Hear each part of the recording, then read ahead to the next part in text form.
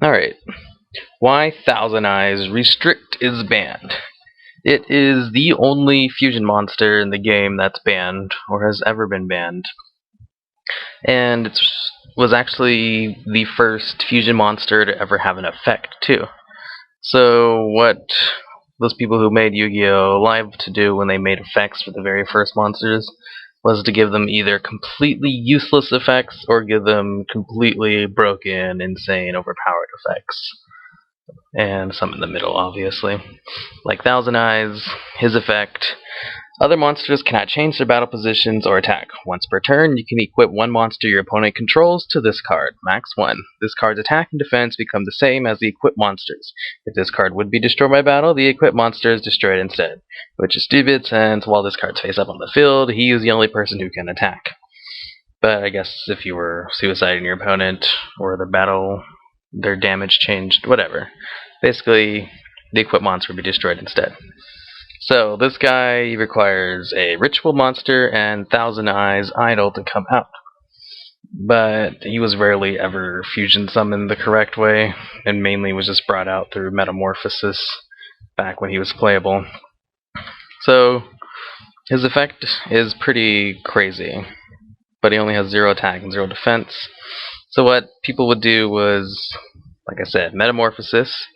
Tribute one monster, special summon a fusion monster from your extra deck, same level as the tributed monster. This would be a special summon, and since his condition was not fulfilled, meaning he wasn't fusion summoned, if he was sent to the graveyard, he wouldn't be able to be brought back with a monster reborn or a Call the Haunted, because his condition was never fulfilled for his original special summon. But you can just use another metamorphosis to bring out another one, just in case they did manage to destroy him. So what you would do is use Scapegoat on your opponent's turn, and then bring out Thousand Eyes with a Metamorphosis, or set down a Magician of Faith, since this card's amazing for recycling your spell cards, and just Metamorphosis, bring him out. Then you would just eat up your opponent's strongest monster, and then attack. And then your opponent wouldn't be able to attack you back unless they specifically destroyed this guy. And if they didn't destroy him, what you could do is summon out Tsukiyomi to flip him back down, and then just normal summon him, the flip summon, and eat another monster. Since when he's flipped face down, his effect no longer applies, and the monster will just be sent straight to the graveyard. So the old goat lock would be just revolving around bringing out Thousand Eyes Restrict and attacking until they couldn't do anything, and just reusing his effect to keep stealing monsters. So with this card at 2, this card banned, this at 1, this card banned, and this at 1. Usually, Metamorphosis was the reason this card would come out so fast, and so frequently, and this card's banned. And this is at 1, and this is no longer available, but there are plenty of other really good level 1 monsters, so... Well, it doesn't really matter, since Metamorphosis is banned. And the only way to bring him out now would be to actually fusion summon him, or just pop a little instant fusion. Pay 1,000 life points, special summon 1, level 5 or lower, monster from your extra deck. Thousand Eyes. And the key part about this is this effect. This special summon is treated as a fusion summon. So his effect, his condition would be fulfilled. So if he was sent to the graveyard after instant fusion went off, you could monster reborn him and gain his full effect as if he was, special summon with his condition fulfilled. Or there's a monster that's like Premature Burial, where you pay 100 life points, you can special summon a fusion monster from your graveyard, you bring him out with his full effect. And yeah, instant fusion, just pay 1,000 life points, special summon a free monster. Eat any opponent's monster, and then tribute him with like a Monarch or something. Or actually, what good cards actually require tributes? I don't know, I guess all the Elemental Dragons tribute, and so does, yeah, that one card. Light and Darkness Dragon. Bring him out. And instant fusion. Or just eat up a monster and use this guy's effect where you can send an equipped card to the graveyard to destroy a card on the field. So what you could do is eat up a monster and then use this guy's effect to send it to the graveyard and either destroy him, since no cards can attack while he's out. So if there's 2 of these guys out, you can't attack, because other monsters cannot attack, so only this specific card can. So you can just destroy it with this guy. Or You could just keep eating monsters with this thing and then keep destroying them with this guy. Since your opponent can't attack or change battle position, then you could just keep sending cards to the graveyard with this guy to just destroy your opponent's field. Supervise, send to the graveyard, bring out another one of these, and just... Well, this effect once per turn. Yeah, you can only use... Can you only use it once per turn? Yeah, only once per turn. Wouldn't be that great. I guess just for an instant fusion to destroy one of your opponent's monsters and get a free tribute. Or if you're trying to run a Quasar Dragon deck and you want to Synchron, whatever, the level 2 guy. Or if you want to get out if you're playing a frog deck and you want to bring out a Slacker Magician. Actually, no, this would be really good in a frog deck. Because froggy decks use a lot of tributes. Yeah. That would actually be awesome if this came back for frog decks. Because it's all about stalling out anyway, and they play Light and Darkness Dragon. You know what? This card would be amazing in a frog deck.